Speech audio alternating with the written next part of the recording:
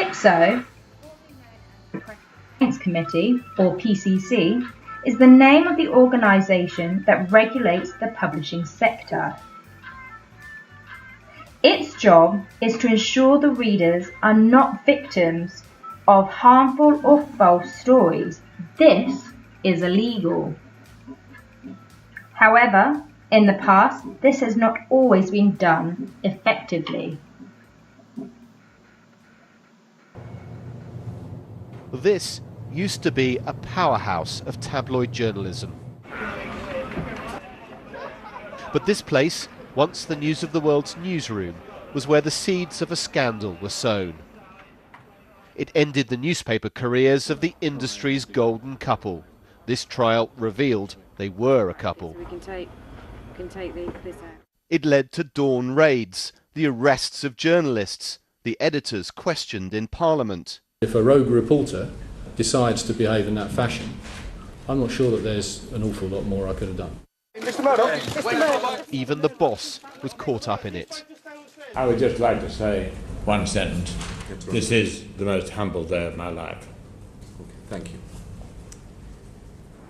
Now a jury's decided, investigators, reporters and an editor who went on to advise a prime minister all broke the law in the phone hacking conspiracy. The scandal ignited when it was revealed missing schoolgirl Millie Dowler's phone was hacked and those of her family. When a News of the World photographer captured her parents privately tracing their daughter's last steps along this road, they asked themselves a question familiar to many hacking victims. How did the paper know? How on earth did they know we were doing that walk on that day? And it just felt like such an intrusion into a really, really private grief moment, truly. Yes. However, Millie Dowler wasn't the only murder victim targeted by the paper's hackers. Phone hacking started in the 90s and had nothing to do with hacking computers. Journalists realised very few people changed the PIN codes for their voicemail. Welcome to the O2 messaging service. Please enter your PIN followed by the hash key. So they guessed the codes and listened in to the personal secrets of the royals, the famous, the powerful, and many who are none of these.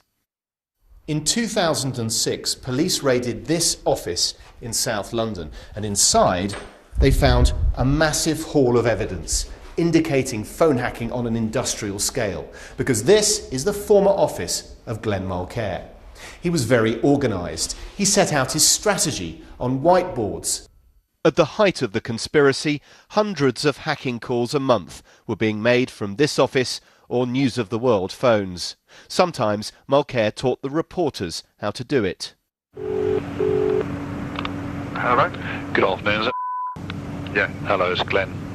Glenn, how are you? Hello, mate. Just a very quick one. Voicemail reset on Gordon Taylor, and it's got Tottenham-related issues on there.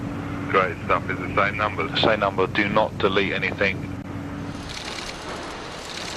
One hack, while Andy Coulson was editor, became a turning point in this trial. In 2004, David Blunkett was one of Glenn Mulcair's targets. The then Labour Home Secretary was having an affair. Chief reporter Neville Thurlbeck was pushing for the News of the World to run the story. After all, he had proof, the politician's voicemails. Andy Coulson confronted Mr Blunkett, who recorded the meeting. Alleging I have had an affair. Anybody could do that, anytime. Well, of course they could. And I'm saying it because I believe it to be true. It is based on extremely reliable sources. Yes, but everybody says that. Throughout my political life, people have told me their sources have been reliable. But that's not evidence. But Andy Coulson couldn't reveal his illegal source of information. This dark art had to remain in the shadows. This is not about vindictiveness or vengeance. It's not about hype, about the media. This is about criminality. It's about breach of privacy, and it's about obtaining justice. And I hope now that that's been obtained. So who at the News of the World knew about the hacking conspiracy? Well, some reporters have told us they didn't. Grammar muddles, Bethany Usher was on the road as the paper's North of England reporter before the pressure got to her and she became a journalism lecturer. She says senior staff would demand the personal phone numbers of those she'd interviewed. I wasn't in a position to question what they were asking. I would never have said, why do you want this number, to one of those news editors. I would just give them the number they'd asked me for. Do you suspect it might have been to use it for phone hacking? With hindsight, I wonder that. And that makes me really angry, actually, because there were people who I interviewed who didn't interview with me because they trusted in me, and the idea that they would have hacked their phone disgusts me.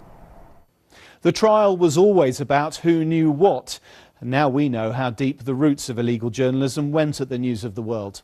The hackers, including investigator Glenn Mulcair here, weren't working in secret. They weren't rogue reporters.